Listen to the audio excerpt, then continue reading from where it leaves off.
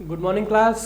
आप सभी जल्दी से जल्दी जुड़ जाओ ताकि हम लोग अपनी क्लास को आगे बढ़ा सकें। और आज की क्लास में बेटा हम लोग उपसंयोजन यौगिक के जहाँ तक हम लोगों ने पॉइंट पढ़ा हुआ था उसके आगे, जैसा कि मैंने आप लोगों को बताया था कि इस चैप्टर में 3 सिद्धांत है, तो उन 3 सिद्धांतों को पढ़ने के लिए हम लोग आज स्टार्ट करेंगे, जिसमें सबसे पहला सिद्धांत जो है हमारा वो है बेटा वार्नर का सिद्धांत। सबसे पहला सिद्धांत उपसंयोजन यौगिक के लिए है वार्नर का सिद्धांत। वार्नर ने इस सिद्धांत में क्या चीजें बताई थी तो वो आपके सामने है। सबसे पहला पॉइंट आपका इन्होंने क्या बताया था कि धातुओं में 2 प्रकार की संयोजकताएं होती हैं, जिन्हें प्राथमिक या आयनीकरण तथा द्वितीयक या अनआयनीकरण संयोजकता कहते हैं। ठीक है, इन्होंने क्या बताया था बेटा कि धातुओं में जो संयोजकता होती है वो 2 प्रकार की होती है। धातुओं में संयोजकता कितने प्रकार की होती है? 2 प्रकार की होती है। एक जिसको हम लोग प्राथमिक संयोजकता या फिर आयनीकरण संयोजकता कहते हैं, दूसरा द्वितीयक संयोजकता या फिर अआयनीकरण संयोजकता कहते हैं। इनका सबसे पहला स्टेटमेंट ये था, इनका जो सबसे मेन पॉइंट है कि वार्नर सिद्धांत है क्या। तो आप 1 नंबर में अगर ये क्वेश्चन आता है तो आप केवल इतना भी लिख सकते हो कि वार्नर ने ये बताया था कि धातुओं की जो संयोजकता है वो 2 प्रकार की होती है, एक प्राथमिक संयोजकता और दूसरी द्वितीयक संयोजकता। एक होती है प्राथमिक संयोजकता और दूसरी होती है आपकी द्वितीयक संयोजकता। ठीक है, चलिए उसके बाद सेकंड पॉइंट क्या कहता है यहाँ पे? सेकंड पॉइंट की प्रत्येक धातु परमाणु में अपनी प्राथमिक और द्वितीयक संयोजकता दोनों को संतुष्ट करने की प्रवृत्ति होती है। अब जाहिर सी बात है ना, मेरे पास अगर 2 प्रकार की गुण है तो मैं दोनों गुणों को सेटिस्फाइड करूंगा ना। तो सेम वही पॉइंट यहां बोला गया है कि जिस प्रकार से आपने यहां देखा पहले पॉइंट में कि धातुओं में 2 प्रकार की संयोजकता पाई जाती है, प्राथमिक और द्वितीयक, तो सेकंड पॉइंट में वही यहां पे मेंशन है कि प्रत्येक धातु परमाणु में अपनी प्राथमिक और द्वितीयक संयोजकता दोनों को संतुष्ट करने के गुण पाए जाते हैं, दोनों को संतुष्ट करने की प्रवृत्ति होगी। जब हमारे पास 2 प्रकार के गुण है तो मैं दोनों को संतुष्ट करूंगा। बात समझ में आ रहा है कि नहीं? चलिए आगे देखिए, थर्ड पॉइंट क्या कहता है। थर्ड पॉइंट वार्नर सिद्धांत में आपको क्या याद रखना है, द्वितीयक संयोजकता को संतुष्ट, अब बात आई ना संतुष्ट करना है तो कैसे संतुष्ट करेंगे, संतुष्ट कैसे करेंगे? आप खुद को और घर वालों दोनों को संतुष्ट कैसे करेंगे? पढ़ के अच्छा नंबर लाओगे तो घर वाले संतुष्ट, और खुद को संतुष्ट करना है तो उसके लिए तो आपको घर वालों ने मोबाइल दिया ही है जिसमें आप पढ़ते कम हो और बदमाशियां ज्यादा करते हो। तो द्वितीयक संयोजकता क्या होती है बेटा?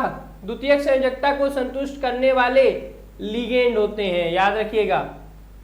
द्वितीयक संयोजकता को कौन संतुष्ट करता है? लिगेंड। कहां, और ये पाए कहां जाएंगे? हमेशा अंतरिक्ष में निश्चित स्थिति सॉरी द्वितीयक संयोजकता को संतुष्ट करने वाले लिगेंड हमेशा अंतरिक्ष में निश्चित स्थिति की ओर निर्देशित होते हैं, जिससे परिसर को एक निश्चित ज्यामिति मिलती है। ये चीज अभी सर ये क्या अंतरिक्ष में निश्चित स्थिति, ये क्या चीज है, ये अभी आपको आगे की थ्योरीज में क्लियर हो जाएगा। यहाँ पे आप समझिए कि जो हमारी द्वितीयक संयोजकता होती है बेटा, द्वितीयक संयोजकता क्या किसी भी यौगिक, जो संकुल यौगिक होगा, द्वितीयक संयोजकता उसकी ज्यामिति को बताती है, जबकि प्राथमिक संयोजकता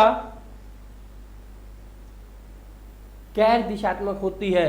मतलब प्राथमिक संयोजकता दिशात्मक नहीं होती है, अदिशात्मक होती है, और साथ ही साथ आपकी ये क्या होती है?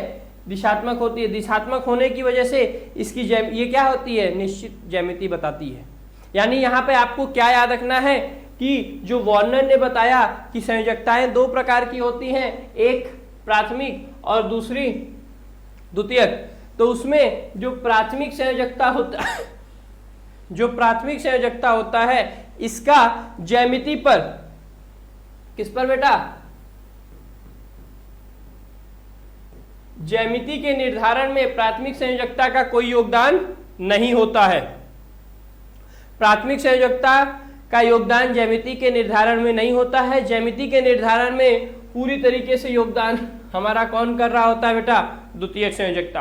कौन कर रहा होता है, द्वितीयक संयोजकता। इस बात को एकदम दिमाग में बैठा लीजिएगा कि प्राथमिक संयोजकता ज्यामिति का निर्धारण नहीं करती है।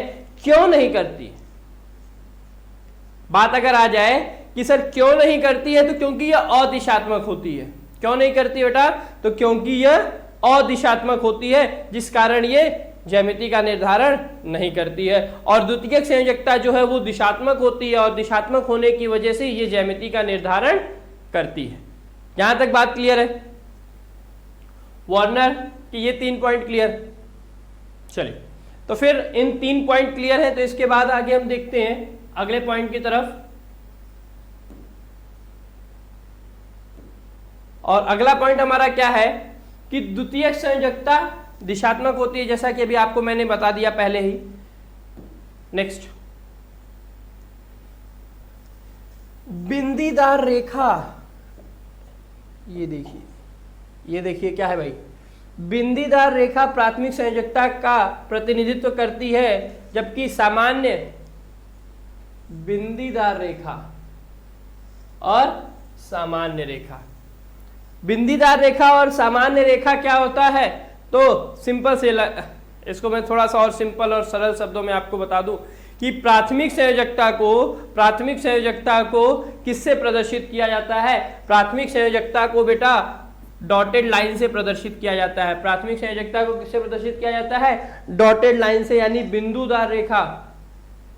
बात समझ में आ रहा है। जबकि द्वितीयक संयोजकता जो होती है उनको सामान्य रेखा यानी सतत रेखा द्वारा प्रदर्शित किया जाता है। ये याद रखिएगा, प्राथमिक को बिंदु रेखा द्वारा और द्वितीयक को सतत रेखा द्वारा। बात समझ में आ रहा है। चलिए, और एक चीज याद रखिएगा, प्राथमिक संयोजकता को कौन संतुलित करता है, याद रखिएगा। यहां पे ये पॉइंट इसको याद रख लीजिएगा। क्या चीज बेटा, जो प्राथमिक संयोजकता होगी हमारी, प्राथमिक संयोजकता होगी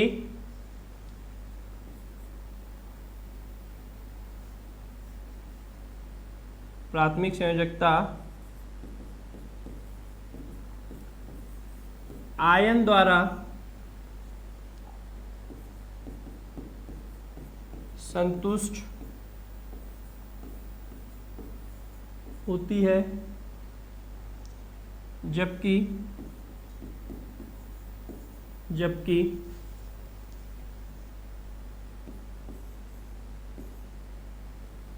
जो हमारी द्वितीयक संयोजकता है, जबकि द्वितीयक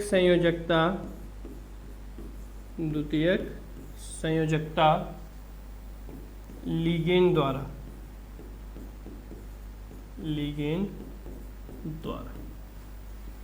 याद रखिएगा। पहले भी मैंने बताया, यहां पर भी एक बार और अच्छे से आप याद रखिएगा, इस पॉइंट को बहुत ध्यान से याद रखना है कि प्राथमिक संयोजकता को बिंदु रेखा द्वारा, द्वितीयक संयोजकता को समान रेखा या सतत रेखा द्वारा प्रदर्शित किया जाता है। और प्राथमिक संयोजकता को कौन संतुलित करता है बेटा, तो प्राथमिक संयोजकता जो है वो आयन द्वारा संतुष्ट होते हैं, और जो हमारी द्वितीयक संयोजकता है वो किसके द्वारा संतुष्ट होती है बेटा, वो लिगेंड के द्वारा संतुष्ट होती है। यहां तक बात क्लियर है। चलिए, तो यहां तक जब बात क्लियर है तो आगे चलते हैं और आगे देखते हैं इसका एग्जाम्पल। किसका एग्जाम्पल बेटा, ये जो वार्नर थ्योरी है उसके बेस पे हम एक एग्जाम्पल देखते हैं। यहां पे अगर बहुत ही ध्यान समझिएगा, अगर वार्नर थ्योरी के आधार पर मुझे इसकी संरचना बनानी है, लाइक मैंने ले लिया कोबाल्ट मैंने क्या ले लिया, कोबाल्ट ले लिया,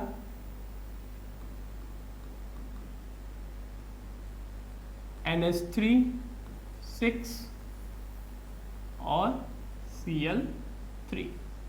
मैंने क्या ले लिया, कोबाल्ट ले लिया और कोबाल्ट के बाद NH3 6 Cl3।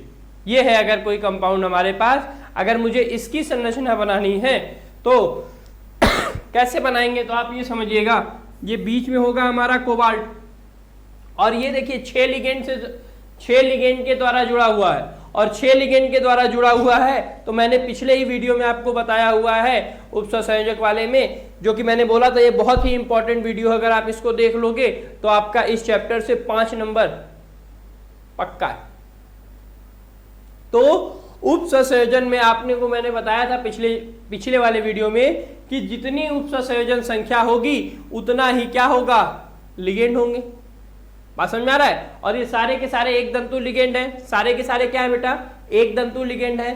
तो यहाँ पे सबसे खास बात क्या है कि इसकी ज्यामिति आपको मैंने बताई हुई थी कि जब 6 लिगेंड जुड़े होंगे, कितने लिगेंड जुड़े होंगे बेटा, जब 6 लिगेंड जुड़े होंगे तो ज्यामिति कैसी हो जाती है, अष्टफल की ज्यामिति हो जाती है। ज्यामिति कैसी हो जाती है, अष्टफल की हो जाती है। और अष्टफल की अगर ज्यामिति है, मुझे इसकी संरचना बनानी है, तो यहां पर देखिए क्या होगा, आपको मालूम है कोबाल्ट बीच में होगा और अष्टफलकी के लिए 8 फलक जो कि 6 लिगेंड से 6 बिंदुओं द्वारा बनाए जाएंगे। तो ये 6 जहां पर आपका क्या होगा, जो लिगेंड है वो हो जाएगा NH3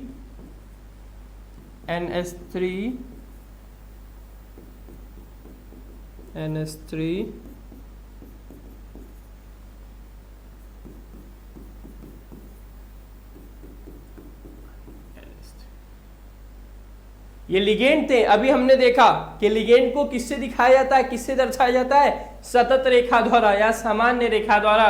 तो हमने सामान्य रेखा द्वारा दिखा दिया। वार्नर में मैं बना रहा हूं, ये वार्नर की संरचना है, वार्नर ने जो बताया था।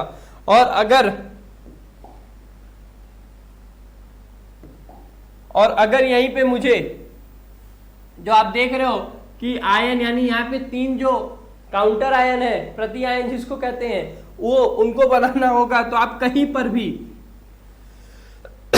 याद रखिएगा लिगेंड दिशात्मक होते हैं, तो ये फिक्स है कि ऑक्टाहेड्रल यानी अष्टफलकी में यही होंगे। लेकिन जो आयन होंगे वो दिशात्मक नहीं होते हैं, जैसा कि अभी आपने पीछे पढ़ा हुआ कि जो आयन होंगे वो दिशात्मक नहीं होंगे। तो जब वो दिशात्मक नहीं होंगे तो आप उनको कहीं भी बना सकते हो, उससे कोई दिक्कत नहीं है। बट याद क्या रखना है कि आप जब बनाओगे तो उसको कैसे बनाओगे बेटा, तो बिंदु रेखा द्वारा बनाओगे। कैसे बनाओगे बेटा, बिंदु रेखा द्वारा बनाना है।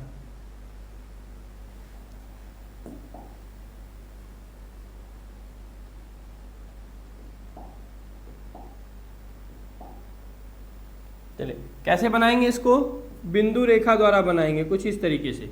ये 2 हो गई, कितने बनाने हैं, 3 बनाने, मैं एक यहां बना देता हूं।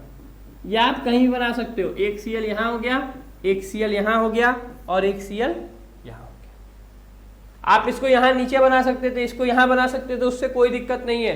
क्यों, क्योंकि बोला गया है, आपने लिखा हुआ है कि क्या, कि जो आयन होते हैं वो आपके अदिशात्मक होते हैं, उनकी कोई दिशा नहीं होती है। जब दिशा नहीं है तो कहीं भी हो सकते हैं, लेकिन जो लिगेंड होते हैं वो दिशात्मक होते हैं, तो वो फिक्स है कि यही होंगे, वो परिवर्तित नहीं होंगे।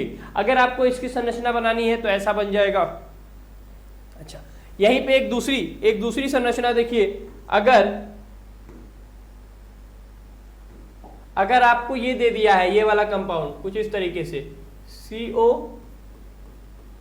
NH3 5 Cl और Cl2। अब क्या करेंगे, आपको दे दिया CO NH3 5 Cl और Cl2। अब इसकी संरचना बनानी है, कैसे बनाएंगे, तो क्या करेंगे, बनाने में क्या जाता है, बहुत सिंपल है, अगला आप लोग खुद बना लोगे। क्या करना है आपको बेटा, देखो ये बीच में हो गया हमारा कोबाल्ट, 6 जुड़े हैं ना, अभी भी कितने लिगेंड है, 5 ये और एक ये। जब Cl अंदर आ गया तो वो लिगेंड की तरह काम कर रहा है, यानी टोटल 6 लिगेंड अभी भी हैं। तो जब 6 लिगेंड है तो कैसे जुड़ेंगे, अष्टफल की संरचना बनेगी 1 2 3 4 5 और ये 6। बात समझ में आ रहा है कि नहीं? अच्छा, और 6 पे क्या क्या है तो देखिएगा आपका इसमें 5 में तो फिक्स है, 5 में आपका क्या है, 5 में NH3 है, क्या है भाई, NH3 है, और 1 पे आपका क्या है बेटा, 1 पे आपका Cl है, मैंने उसको यहां रख दिया, आप यहां रख दो, यहां रख दो, यहां रख दो, यहां रख दो, यहां रख दो, लेकिन इसी 6 बिंदु पर होंगे और कहीं नहीं होंगे ये वाला Cl। क्यों नहीं होगा बेटा, क्योंकि ये क्या है, क्योंकि ये क्या है, जल्दी बताइए, लिगेंड है, लिगेंड है, जिस वजह से ये और कहीं नहीं होगा, ये दिशात्मक है तो ये फिक्स पोजीशन पे होगा, यानी या तो यहां या तो यहां या तो यहां या तो यहां या तो यहां। बात समझ में आ रहा है? अच्छा, आगे की कहानी समझिएगा यहां पे। अब लिगेंड के साथ साथ अब हमको क्या बनाना है, प्रति आयन बनाना है, आयन जो आयन के रूप में यहां पे है, तो आयन के रूप में कौन कौन है बेटा, तो आयन के रूप में 2 तो आपको सीधे दिख रहा होगा, एक ये दोनों Cl, एक ये Cl और एक Cl यहां मैंने बना दिया, ये तो आपको बहुत ही सफाई से दिख रहा होगा। और याद रखिएगा यहां पर आवेश आयन के रूप में अंदर वाला भी Cl काम करेगा, तो यहां क्या हो जाएगा, इस जिस Cl पे आपने इस तरीके से बताया, यानी ये लिगेंड की तरह भी काम कर रहा है और साथ ही साथ आयन की भी तरह काम कर रहा होता है, तो यहां पर एक इसी के साथ इस तरीके से बिंदु रेखा भी रहती है। तो ये संरचना हो जाएगी किसकी, अगर आपको कोई ऐसा यौगिक दिया गया है जिसमें आपका जो लिगेंड है वो आयन की तरह, उसके ऊपर आवेश हो और वो आयन की तरह भी काम कर रहा हो, तो उस केस में हम संरचना कुछ ऐसे बना देते हैं। और याद रखिएगा वो जो चार्ज होगा यानी वो जो आवेश होगा वो ऋणात्मक होना चाहिए, वो क्या होना चाहिए, ऋणात्मक होना चाहिए। ये दोनों संरचनाएं आप लोगों को समझ में आई? रिप्लाई कीजिए और साथ ही साथ नोट कीजिए, जल्दी से इसका स्क्रीनशॉट ले लो।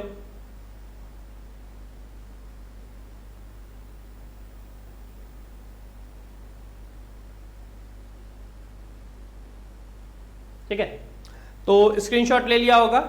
इसी का एक और डेमो देखते हैं, मतलब एक और डेमो इन द सेंस की एक और एग्जांपल देखते हैं, उसके बाद आप आगे जितने भी आएंगे आप उनको अपने आप बना लोगे। तो क्या बनाना है भाई, अगला देखते हैं ना, अगला इसी पे चलिए। अगला देखो, अगर मान लो ये कुछ इस तरीके से दिया हो, ये आपका कोबाल्ट NH3 इस बार 4 कर दिया, Cl2 कर दिया और बाहर एक Cl कर दिया, तो कैसे बनेगा, कैसे बनेगा बेटा, कुछ इस तरीके से कोबाल्ट ये सेंटर में हो जाएगा, 6 है तो ऑक्टाहेड्रल के लिए कुछ इस तरीके से, ऑक्टाहेड्रल के लिए कुछ इस तरीके से। अब 4 अमोनिया है तो 4 अमोनिया लगा दीजिए, NH3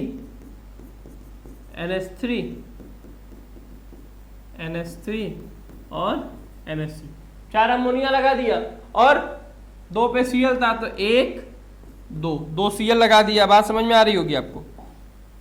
अब एक बाहर वाला है तो उसको एक बाहर इस तरीके से लगा दो Cl। 2 जो Cl है ये इस तरीके से बिंदु रेखा द्वारा भी जुड़े होंगे, मतलब सतत रेखा से तो जुड़े ही हैं, सतत रेखा के साथ साथ आपका क्या होगा, बिंदु रेखा द्वारा भी जुड़े होंगे, सतत रेखा के साथ साथ इस तरीके से बिंदु रेखा द्वारा भी जुड़े होंगे। ये बात समझ में आ गई होगी, ये वाला बात भी समझ में आ गया होगा। इसको आप लोग खुद से बना लोगे, ये आप लोगों का होमवर्क होगा। कौन सा, CONH3 Cl3,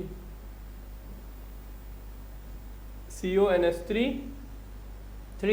और Cl3, ये आपका होमवर्क है, इसको आप लोग अपने से बना लोगे। ठीक है, वार्नर थ्योरी क्लियर हो गई होगी। वार्नर ने क्या बताया था बेटा, वार्नर ने बस ये बताया कि संयोजकता जो है वो 2 प्रकार की होती है, प्राथमिक संयोजकता, द्वितीयक संयोजकता। प्राथमिक संयोजकता जो आपका आयन द्वारा संतुलित होती है, द्वितीयक संयोजकता जो आपका लिगेंड द्वारा संतुलित होती है।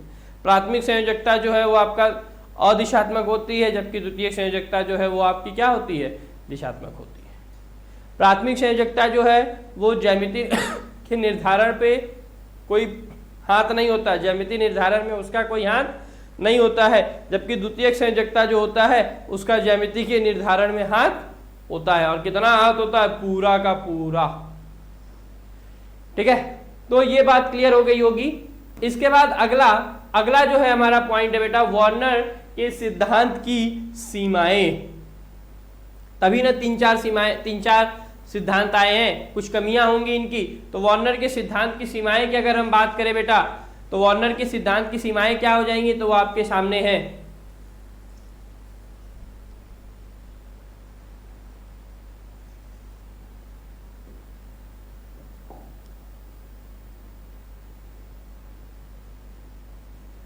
इसमें देखिएगा, पहला ये आपका दूसरा पॉइंट और ये आपका तीसरा पॉइंट, 3 पॉइंट है। 3 पॉइंट को समझिएगा। इसमें पहला, वार्नर की सिद्धांत की सीमाएं क्या है, तो यह समझाने में विफल रहा था कि तत्व समन्वय यौगिक क्यों नहीं बनाता है। तत्व समन्वय यौगिक यानी कोऑर्डिनेशन कंपाउंड क्यों नहीं बनाता है।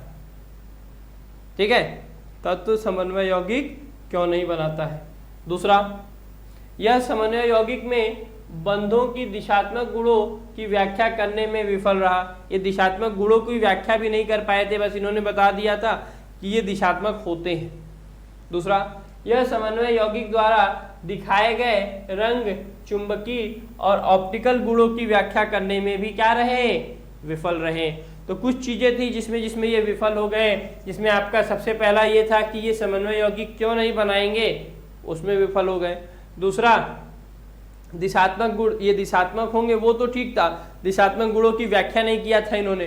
तीसरा पॉइंट क्या फेल हो गए थे बेटा, कि ये जो रंग दिखाता है, चुंबकीय गुण दिखाता है और ऑप्टिकली एक्टिव होता है, यानी दर्पण, मिरर इमेज, ठीक है, दर्पण प्रतिबिंब जो बनाता है वो, उसके बारे में इन्होंने कुछ नहीं बताया था। ठीक है, तो ये इनके कुछ कमियां थी किसकी, वार्नर के सिद्धांत की। और वही कमियां किसमें बदल गई बेटा, सीमाओं में बदल गई। आपकी अगर कमियां होंगी तो वो आपकी सीमा हो जाएगी, वो कमी आपको कभी आगे बढ़ने नहीं देगी। बात समझ में आ गया होगा, इसका स्क्रीनशॉट लीजिए। चलिए आगे चलते हैं। चलिए अगला जो है हमारा, अगला जो थ्योरी है वो है संयोजकता आबंध सिद्धांत। संयोजकता आबंध बोलिए या बंद बोलिए, दोनों एक ही चीज है। ऐसा नहीं सर आबंध बोल रहे हैं लिखे बंद है, उसमें कंफ्यूज मत होइएगा। संयोजकता आबंध सिद्धांत या संयोजकता बंध सिद्धांत एक ही है, जिसको हम शॉर्ट में बेटा VBT कहते हैं, valence bond theory. Valence bond theory, इसका शॉर्ट फॉर्म भी याद रखिएगा आप लोग कि शॉर्ट में संयोजकता आबंध सिद्धांत को हम किस नाम से जानते हैं बेटा, तो VBT के नाम से जानते हैं। किस नाम से जानते हैं बेटा, VBT के नाम से जानते हैं। बात क्लियर है। चलिए आगे देखते हैं, संयोजकता आबंध सिद्धांत क्या था। तो बहुत ही सिंपल सी चीज थी। संयोजकता आबंध सिद्धांत में कुछ बिंदुएं आपके सामने हैं, कुछ बिंदुएं आपके सामने हैं जिसपे मैं प्रकाश डालूंगा।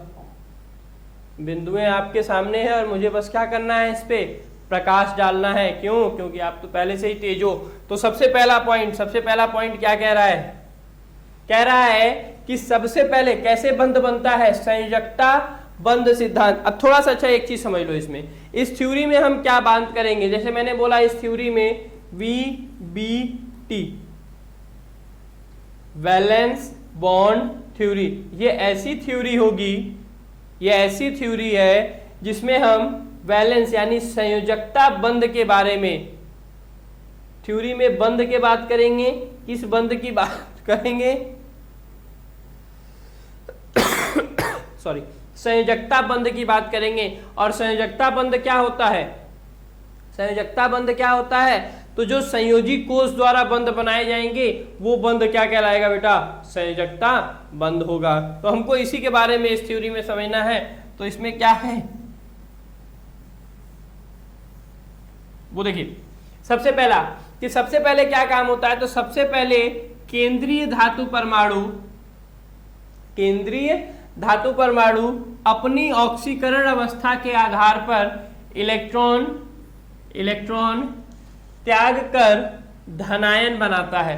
सबसे पहला काम क्या होगा कि जो भी धातु परमाणु होगा, जो भी केंद्रीय धातु परमाणु होगा, वो क्या करेगा, अपनी जितनी उसकी कैपेसिटी होगी उस आधार पर वो इलेक्ट्रॉन को क्या करेगा, त्यागेगा, और जितना इलेक्ट्रॉन वो त्यागेगा उतना उसके ऊपर धन आवेश आएगा। तो पहला काम क्या होता है संयोजकता बंध में, आपको क्या रखना है कि केंद्रीय धातु परमाणु अपनी ऑक्सीकरण अवस्था के आधार पर, अब जो भी ऑक्सीकरण अवस्था हो, लाइक आयरन में +2 भी होती है और आयरन में +3 भी होती है, जो भी ऑक्सीकरण अवस्था हो उसके आधार पर उसने क्या किया होगा, इलेक्ट्रॉन त्यागा होगा। लाइक Fe2 बनने के लिए उसने 2 इलेक्ट्रॉन त्यागा होगा और Fe3+ बनने के लिए उसने 3 इलेक्ट्रॉन त्यागा होगा। अच्छा, दूसरी बात, इस धातु धनायन के पास लिगेंड को जोड़ने के लिए रिक्त s, p और d कक्षक होते हैं।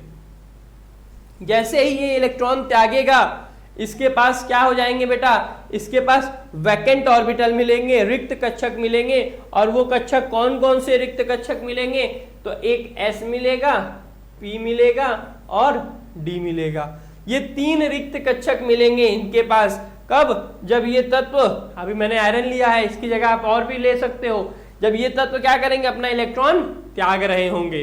तो आगे देखिए, यह रिक्त कक्षक आपस में मिलकर, ये जो रिक्त कक्षक है ये आपस में मिलकर संकरित कक्षक का निर्माण करेंगे, आपस में मिलेंगे और हाइब्रिडाइज हो जाएंगे, संकरण करेंगे। बात समझ में आ रहा है, ये रिक्त कक्षक जो होंगे वो आपस में मिलकर क्या करेंगे, संकरित कक्षक का निर्माण करेंगे। और इन रिक्त कक्षकों में लिगेंड अपना एकाकी इलेक्ट्रॉन युग्म प्रदान करके बंध बना लेता है। एकाकी इलेक्ट्रॉन युग्म प्रदान करेगा और क्या कर लेगा, बंध बना लेगा। क्या करेगा बेटा, बंध बना लेगा। जैसे कि Fe2+ कब बना होगा, जब इसने 2 इलेक्ट्रॉन दिया होगा। और ये आप जानते हो, देखो यहाँ आर्गन हम लिखते थे 3d6 लिखते थे, उसके बाद 4s2 4s0 4p0 4d0 spd, खाली f भी रहेगा बट हमको उसका कोई मतलब नहीं है। और इसमें युग्मित अयुग्मित इलेक्ट्रॉन थे, वो सारे कॉन्सेप्ट हम लोगों ने पिछले वीडियो में देखा हुआ है। तो यहाँ पे अब जो खाली स्थान रहेगा, जैसे यहाँ पर जो खाली स्थान रहेगा 6 है, 1 2 3 4 5 और ये 6, और S खाली, ये वाला P खाली, ये वाला D खाली, ये खाली है। अब 6 लिगेंड आया होगा तो कहाँ होगा, 1 2 3 4 5 और 6, कुछ इस तरीके से भर जाएगा। कैसे भर जाएगा, कुछ इस तरीके से भर जाएगा। बात समझ में आ रही है। चलिए, तो इन रिक्त कक्षकों में लिगेंड अपना एकाकी इलेक्ट्रॉन युग्म यानी लोन पेयर प्रदान करके क्या बना लेते हैं, बंध बना लेते हैं। और कौन सा बंध बनाते हैं, जल्दी से बताइए तो, कौन सा बंध बनाते हैं। लिगेंड अपना एकाकी इलेक्ट्रॉन युग्म यानी लोन पेयर देके ये सेंट्रल मेटल एटम यानी केंद्रीय धातु परमाणु के साथ कौन सा बंध बनाते हैं। जल्दी से रिप्लाई कीजिए आप लोग, तो देखिए कुछ याद है या नहीं आप लोगों को। ठीक है, रिप्लाई करिए, तब तक मैं आगे चलता हूं। क्या था कि यहां तक तो बात क्लियर होगी सबको, यहां तक तो बात क्लियर हो गई है सबको। इसके आगे देखिए,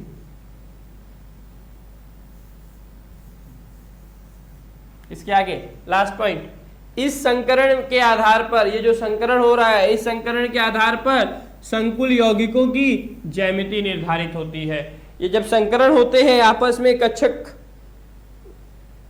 अतिव्यापन करते हैं, संकरित होते हैं, तो यहां पे इनकी ज्यामिति बनती है। क्या बनती है बेटा, ज्यामिति बनती है। और वो ज्यामिति कैसे बनेगी वो मैं आपको दिखाता हूं। ज्यामिति कैसे बनेगी तो वो आपके सामने। ज्यामिति कैसी बनेगी, अगर संकरण पिछले वीडियो में कुछ ढेर सारे संकरण लिखे थे, यहाँ पे मैंने कम कर दिए हैं क्योंकि मेन हमको यही याद रखना होता है। ठीक है, अगर संकरण हमारा क्या है बेटा, sp3 है, संकरण sp3 है तो ज्यामिति कैसी होगी बेटा, चतुष्फलकी होगी। संकरण sp3 तो ज्यामिति कैसी, चतुष्फलकी। अगर संकरण हमारा dsp2 आया तो ज्यामिति कैसी हो जाएगी, वर्ग समतली हो जाएगी। अगर संकरण हमारा dsp3 आया तो ज्यामिति कैसी होगी बेटा, अष्टफलकी। sp3d अष्टफलकी, दोनों में ही ज्यामिति क्या होगी, अष्टफलकी होती है। बस अंतर इतना हो जाता है कि इसमें आंतरिक अष्टफलकी हो जाती है और इसमें बाह्य अष्टफलकी हो जाती है। बात क्लियर है? स्क्रीनशॉट ले लो, फिर आगे चलते हैं।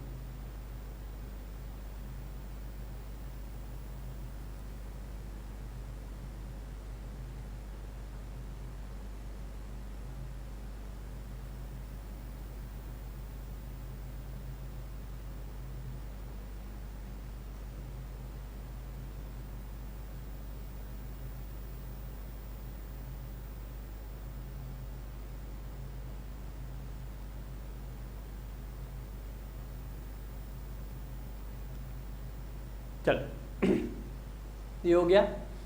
आगे कुछ और पॉइंट है इसमें संयोजकता बंध सिद्धांत में, उसको देखते हैं।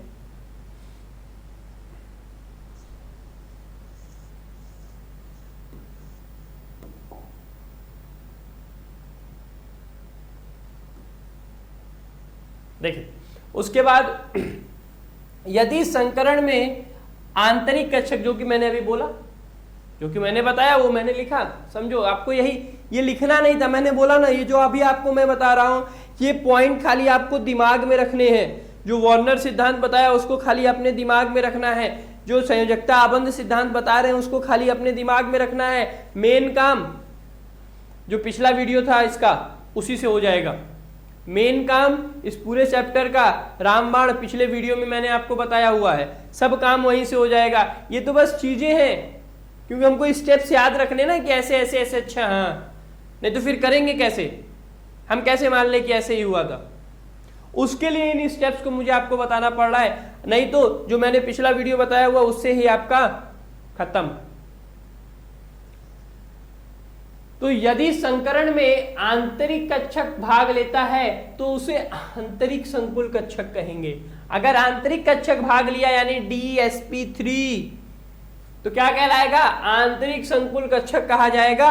जबकि अगर बाह्य कक्षक भाग लेता है बेटा, बाह्य कक्षक, और ये आंतरिक और बाह्य किसके लिए आया ये भी याद रखिएगा, ये आंतरिक और बाह्य स्पेशली और स्पेशली केवल और केवल किसके लिए आता है बेटा, डी कक्षक के लिए आता है। किसके लिए आता है बेटा, डी कक्षक के लिए, ना कि सबके लिए। ये केवल और केवल डी कक्षक के लिए है। आंतरिक डी या बाह्य डी, अगर आंतरिक डी है तो उसको आंतरिक संकुल कक्षक कहेंगे, अगर बाह्य डी है तो उसको बाह्य कक्षक, बाह्य संकुल कक्षक कहा जाएगा। ये थोड़ा सा उल्टा हो गया ना, ये थोड़ा सा इसको सही कर लीजिएगा, बाह्य कक्षक संकुल नहीं, बाह्य संकुल कक्षक। क्या कहा जाएगा, बाह्य संकुल कक्षक कहा जाएगा। अच्छा अगला पॉइंट देखिए क्या कह रहा है, यदि धातु आयन के आंतरिक कक्षक में अयुग्मित इलेक्ट्रॉन हो, क्या हो बेटा, अयुग्मित इलेक्ट्रॉन हो। बात समझ आ रही है कि नहीं, अगर अयुग्मित इलेक्ट्रॉन हो तो उसे अनुचुंबकी, क्या कहा जाएगा, अनुचुंबकी, अगर अयुग्मित इलेक्ट्रॉन है तो। यदि युग्मित इलेक्ट्रॉन है तो उसे प्रतिचुंबकी कहा जाएगा। अनुचुंबकी कब कहा जाएगा, जब अयुग्मित इलेक्ट्रॉन हो, और प्रति कब कहा जाएगा, जब युग्मित इलेक्ट्रॉन हो। बात क्लियर है? चलिए आगे देखिए, यौगिक में चुंबकीय आघूर्ण का मान निम्नलिखित सूत्र द्वारा ज्ञात किया जा सकता है। यह सूत्र मैंने आपको पहले भी बताया है पिछले वीडियो में, और यह सूत्र हमारा क्या है बेटा, रूट में n, ब्रैकेट में n+2 और बोहर मैग्नेटॉन, जो कि यूनिट होती है किसकी बेटा, चुंबकीय आघूर्ण, जिसको हम म्यू से प्रदर्शित करते हैं। जिसको हम किससे प्रदर्शित करते हैं, म्यू से प्रदर्शित करते हैं। और जल्दी से मुझे रिप्लाई कर दो जिन्होंने पिछला वीडियो देखा हुआ है, जहां n बराबर क्या होगा। जिन्होंने पिछली क्लास की हुई है उनको पता होगा, और जिन्होंने नहीं की है वो करें, क्योंकि जब तक आप देखोगे नहीं तब तक आप समझोगे नहीं। जहां n बराबर क्वेश्चन मार्क, n क्या है, आप लोग रिप्लाई करिए, n क्या है।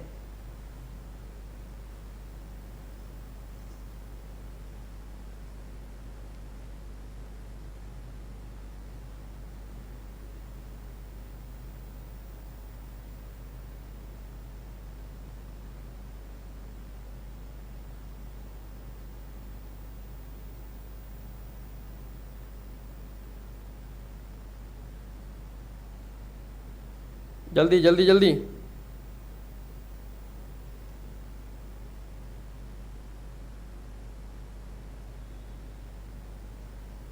चले तो n, कुछ लोगों ने बहुत ही सही जवाब दिया। n क्या है, अयुग्मित इलेक्ट्रॉनों की संख्या। n क्या होगी यहां पे बेटा, अयुग्मित इलेक्ट्रॉनों की संख्या। अगर अयुग्मित इलेक्ट्रॉन 1 2 3 4 5 जितने होंगे, n की जगह हम वही रखेंगे। n बराबर क्या क्या हो सकता है, n बराबर 1 हो सकता है, 2 हो सकता है, 3 हो सकता है, 4 हो सकता है, 5 हो सकता है, 0 हो सकता है, इससे ज्यादा नहीं जाएगा। ये लास्ट है। n बराबर या तो 0, या तो 1, या तो 2, या तो 3, या तो 4, या तो 5, इससे ज्यादा नहीं जाएगा अयुग्मित इलेक्ट्रॉनों की संख्या। तो 0 1 2 3 4 5 से ज्यादा कभी नहीं जाएगा। क्यों? क्योंकि डी कक्षक में 5 से ज्यादा कक्षक नहीं होते हैं, डी में 5 से ज्यादा कक्षक नहीं होते। बात क्लियर है? अच्छा लास्ट, यदि अयुग्मित इलेक्ट्रॉन उपस्थित हो तो, यदि अयुग्मित इलेक्ट्रॉन उपस्थित हो तो वह संकुल रंग प्रदर्शित करेगा। यदि अयुग्मित इलेक्ट्रॉन उपस्थित है तो वो क्या करेगा, रंग प्रदर्शित करेगा। और यदि ना हो तो, और यदि ना हो तो वो रंग नहीं होगा, रंग नहीं होगा। या फिर आप इसको आप यहां पे कर लीजिएगा,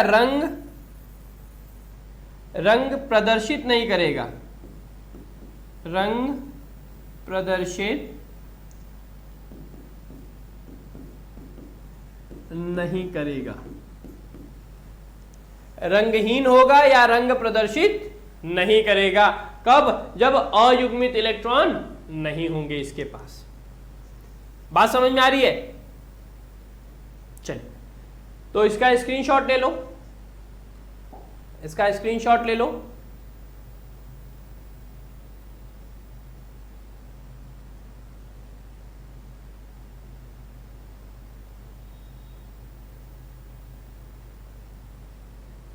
ठीक है, और यहां पे हमने वार्नर और संयोजकता आबंध सिद्धांत देखा। इसके बाद अगली क्लास में संयोजकता आबंध सिद्धांत की सीमाएं, और साथ ही साथ इस चैप्टर का लास्ट पॉइंट जिसको हम लोग क्या कहते हैं, क्रिस्टल क्षेत्र विपाटन, उसको देखेंगे। CFT क्रिस्टल क्षेत्र सिद्धांत वो देखा जाएगा। तो आज के लिए इतना ही। Thank you.